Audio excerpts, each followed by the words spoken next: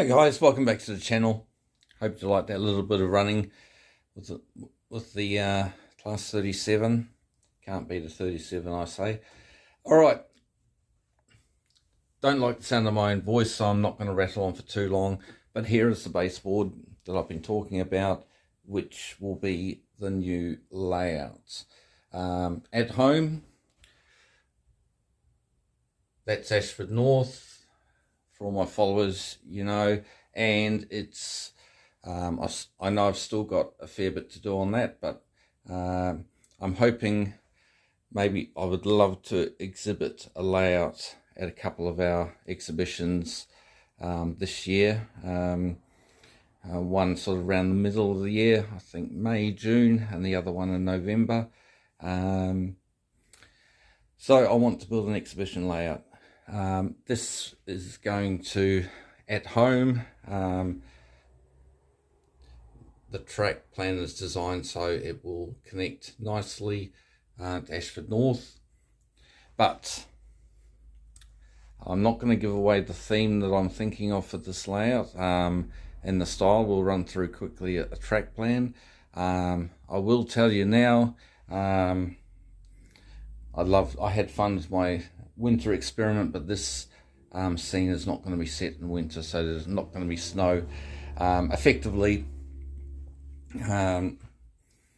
for running operations and what have you at home, for Ashford North, when I run Ashford North, this layout, which is yet unnamed, will be the fiddle yard where the trains run on and off the scene, and vice versa. When I'm operating this layout, trains can arrive from Ashford North.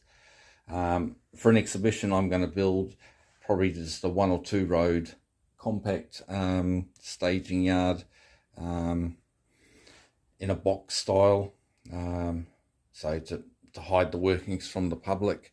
That'll be on the front, and they can watch trains arrive and leave, and there should hopefully be some switching opportunities, which I'll explain now.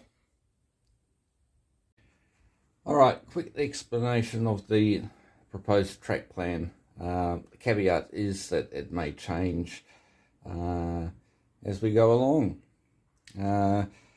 Actually, I didn't show in the previous section of this video, I just used 12mm ply sheet. It was actually a 1200 by 600mm sheet, but I've cut a piece off and I've actually glued and screwed that to the underneath, just down the center, to give it some extra additional strength. I do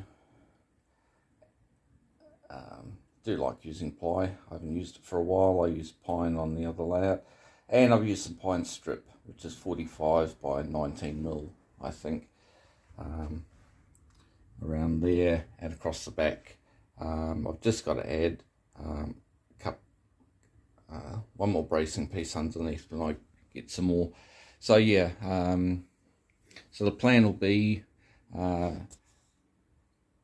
once I've got my track all sorted, get that laid, glued, and then I'll wire the layout and have that underneath, and do a thorough test session, and make sure everything's running before I even think about boxing it in and finishing the construction. But I will put the sides and the back and the top and that on before I do any scenery work, which I plan to cover as a complete series of how-to on this layout build, as some of my subscribers have asked me to do so.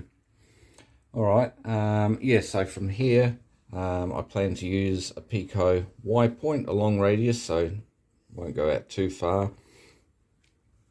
One line will branch off, come down roughly where this line is that I've drawn. In here will be just a single country station platform, so I can run a passenger train on and off the scene if I so want. There'll be a point, sorry, make sure I get in view, about about there where I've drawn around it, but the orientation may not be exactly there, obviously, but the plan is off that passenger line that comes off the Y point. There will be a left-hand point which brings the track roughly about here.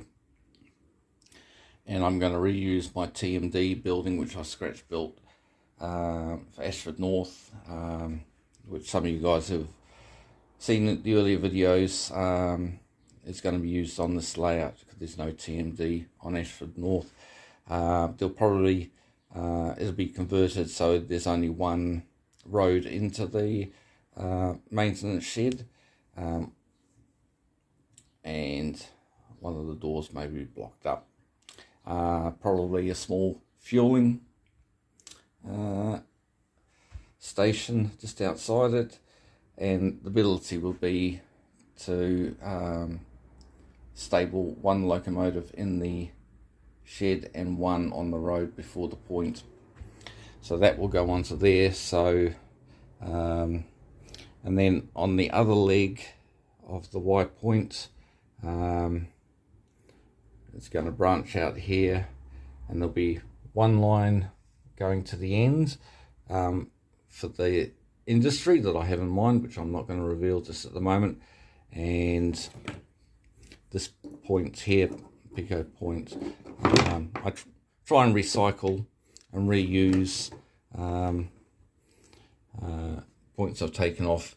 The track you see and the points I've actually come off the little paddock wood module, which I've decided not to keep. So anyway, so in effect, if you can see, there's two lines. They'll probably be slightly further apart, but there's going to be two lines for the industry there. So one, the train will run in with its train, stop on the inside one, then I can bring whichever locomotive, ideally when I get a small one like a Class 08 or an 05 or an 03, can come out of the maintenance area, which would be a Network Rail area here, through the point, past the point, using the station track as a bit of a head shunt, back up the line, stop, go through the point, come onto the end of the train, and then pull the particular freight wagons off the back of the locomotive, pull it forward using part of Ashford North as a head shunt, and then reverse shunt the wagons into the industry. And then that allows the mainline locomotive that's pulled the train in to come out and either return off scene or come back, and I can stable it at the TMD, the Network Rail depot here. Alright, as I say, things may change, but that is the general plan. So the idea is, for exhibition purposes, I can have a mixture of freight and passenger running off and on, plus a little bit of switching between those two tracks there. And I'll look at any available space, and if it would improve operations, I might look at adding an extra turnout or point. All right, and lastly, quickly, this video is getting a bit long, I've noticed. People who know me know that I model on a budget, and I try and reuse and repurpose what I can. So in order just to deaden the noise a little bit, rather than pay for professional underlay, I had a roll of this grass mat that I've been given. I'm just going to cut this into strips, probably a bit narrower, about the width of a track, obviously, in this piece, and that will be glued down once the exact position of the track is known, and the track will be glued onto that.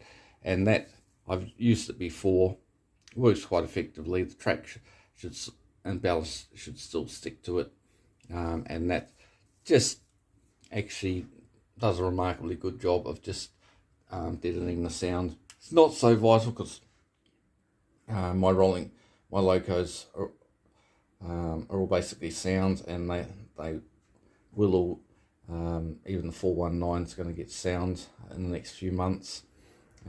But if I do happen to run a non-sound locomotive on here, you don't get that hollow wooden sound as the locomotive runs over the rails.